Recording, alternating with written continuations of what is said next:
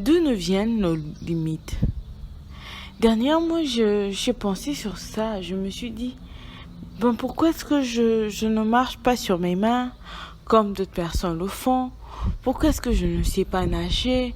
Pourquoi est-ce que je ne me trouve pas assez douée pour la hauteur?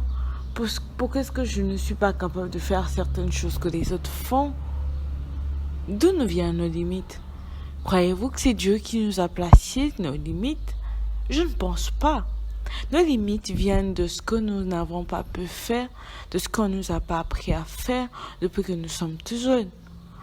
Aujourd'hui, un enfant à qui les parents ont appris à nager depuis qu'il est tout petit, il va grandir avec cette habilité. Un enfant à qui on a appris à faire quelque chose, quand il grandira, il apprendra, il fera ça toute sa vie. En réalité, nos limites ne viennent pas de la société. Nos limites ne viennent pas de Dieu. Nos limites viennent de notre esprit. Notre limites viennent de notre mentalité, de notre façon de voir, de façon de penser, de façon de nous voir nous-mêmes. Et d'où nous vient notre façon de nous voir? D'où nous vient notre conception de nous? Notre conception de nous vient, c'est vrai, de la société, mais tout à fait de la société. La première base que l'être humain se forme, le premier endroit, ce n'est pas la société, c'est la famille. Alors nos limites ont commencé depuis la famille. Quand nos parents nous ont pas jamais laissé marcher sur nos mains parce qu'ils avaient peur qu'on se fasse mal. Ils nous ont jamais permis qu'on s'asseye sur nos genoux de peur qu'on se fasse mal. Ils nous ont jamais permis de faire certains mouvements de peur qu'on se fracture. Alors on n'a pas acquis cette habilité. C'est vrai. Et c'est la même chose qui se produit physiquement, se produit émotionnellement et se produit mentalement, se produit intellectuellement, j'allais dire. Aujourd'hui, vos enfants n'arrivent pas à se sentir aimés. Certaines personnes ont du mal à aimer, certaines personnes ont du mal à croire aux autres, certaines personnes ont du mal à faire confiance. On se demande bien, mais comment quelqu'un peut être comme ça? Comment quelqu'un peut vivre en se méfiant de tout le monde? J'ai un jour rencontré un enfant qui était étonné quand on l'appelle chérie. Excuse-moi, arrange-toi chérie. C'est comme si c'était quelque chose d'extraordinaire, qu'il n'avait jamais écouté ça. C'est comme si on l'a jamais appelé comme ça de toute sa vie. Que des enfants que parfois quand tu touches d'une façon gentille, l'enfant tremble, c'est comme si tu voulais le frapper, c'est comme si tu voulais l'agresser. Que des enfants que quand tu appelles, le cœur bat vite parce que il se dit que tu l'appelles parce que il a fait une bêtise. Que les enfants que quand tu dis s'il te plaît, c'est comme si tu avais dit quelque chose d'extraordinaire. Parce que dans leur vocabulaire, dans leur monde, ces choses n'existent pas. Ils sont limités. Nos limites ne viennent pas, en fait, d'abord de l'extérieur. Notre limite vient de notre esprit. C'est dans notre esprit qu'on se dit, bon, je peux pas aimer. Je suis pas quelqu'un de bien. Et ce qui nous apprend qu'on n'est pas quelqu'un de bien, c'est pas la société d'abord. C'est la famille. Je vous dirais une chose que, tournez vers vos enfants. Posez à vos enfants des questions genre, tu te trouves beau? Tu te trouves intelligent?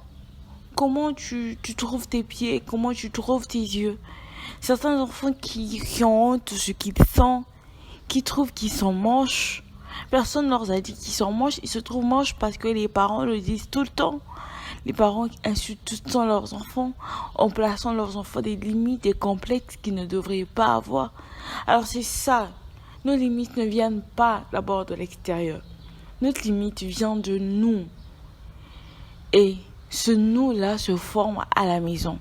Sachez donc que les limites de vos enfants sont en eux.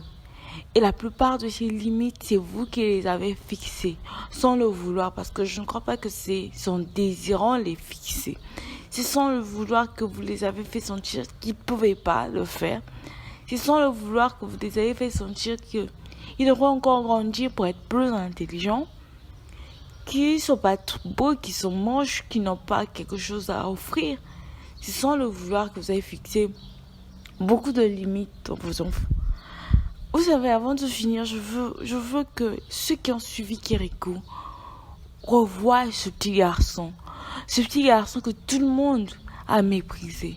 Vous savez pourquoi ce petit garçon est allé en avant?